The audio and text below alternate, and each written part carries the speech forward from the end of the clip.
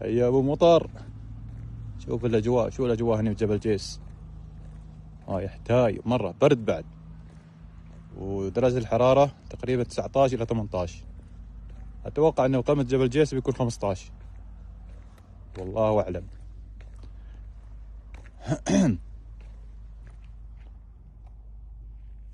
هذا هنا قمه الرحابه، ما شاء الله ما تبين.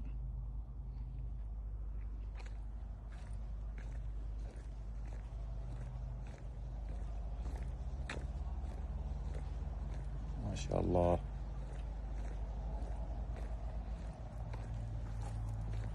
الحبيب يبدع ما شاء الله هني. كيف الحال؟